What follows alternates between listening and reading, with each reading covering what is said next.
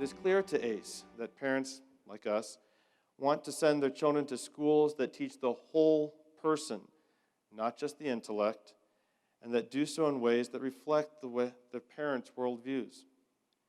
As John neared school age, Krista and I evaluated multiple educational options. We finally settled on Evangelical Christian Academy, convinced that it was the best choice to partner with us in raising our children. However, there was the inevitable catch, the price. There was no way we could possibly afford tuition on our own. Enter ACE. ACE became a vital partner in raising our sons by making possible an education that in both academics and social emotional learning is setting John and Michael up for present and future success, all in a manner compatible with our worldview. Part of our confidence in our children's future stems from the way in which our ACE Partner School is preparing our sons for what employers are seeking in potential employees. One study found that 8 in 10 employers say social and emotional skills are the most important to success and yet are also the hardest skills to find.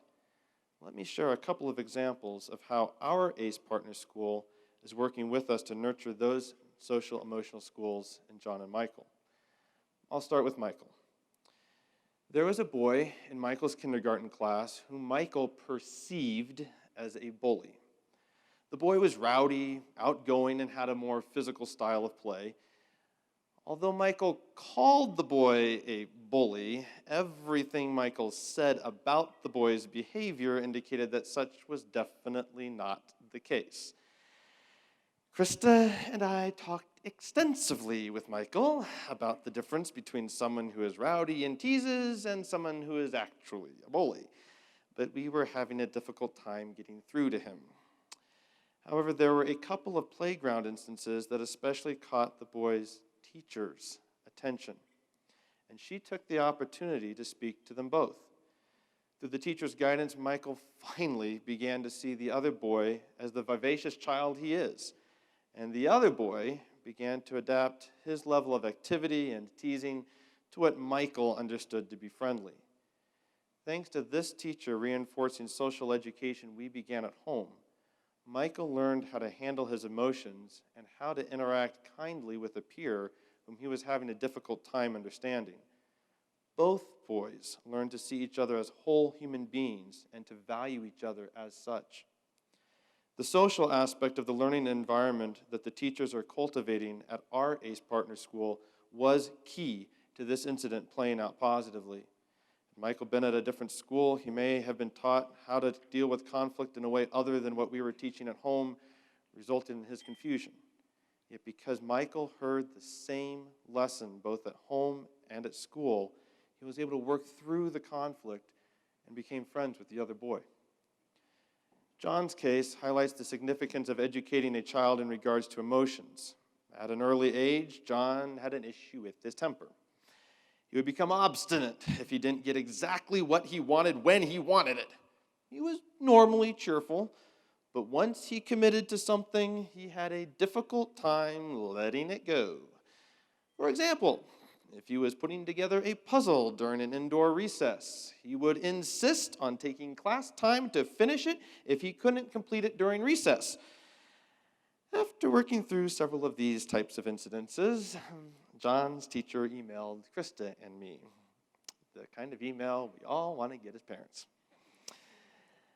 The teacher indicated that although he was seeing some progress in John's self-control, more needed to be done.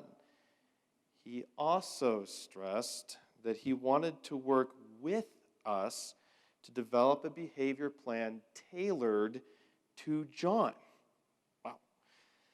Together, we established for John behavioral expectations and consequences, as well as strategies for exercising self-control. Krista and I reviewed the plan with John at home, and his teacher did the same at school. As a result of our ability to work closely with John's teacher, John was able to trust our counsel, for he heard it from another trusted adult too. Moreover, he was finally able to hear not just mom and dad telling him how to behave, but the reasons why certain behavior is or is not acceptable. With everyone working together, John made tremendous strides in exercising self-control.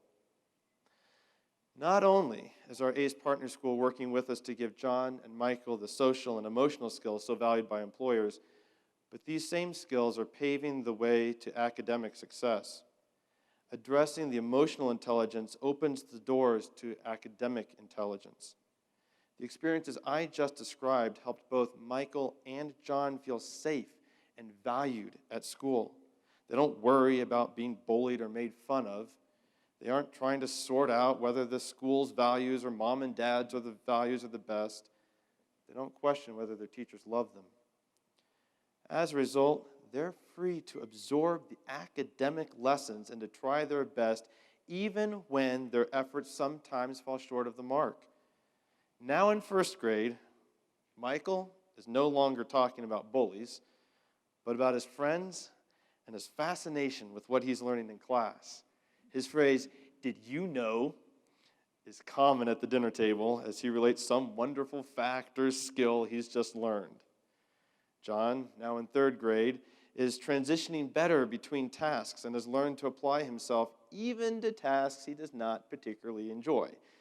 As a result, we're seeing improvement in areas that he struggles with, such as spelling, handwriting, and math facts. Neither John nor Michael are perfect kids, but thanks to our partnership with their school, which is made possible by ACE, both John and Michael are firmly on a path that will see them continue to mature and thrive. Our experience helps demonstrate that the how is just as important as the what in education. Our ACE Partner School is not just shaping our sons' ability to pursue careers. It is shaping how our sons will pursue those careers, and more importantly, how they will understand and interact with the world at large. Education is not a panacea for all the troubles that we see around us, nor is it the sole determining factor in how a child will grow up. But it is a significant factor in shaping children's lives. As such, there is a true need for social emotional learning to help open up the potential of every child. And Krista and I are deeply grateful to ACE for making this option possible for us and for many others like us. Thank you.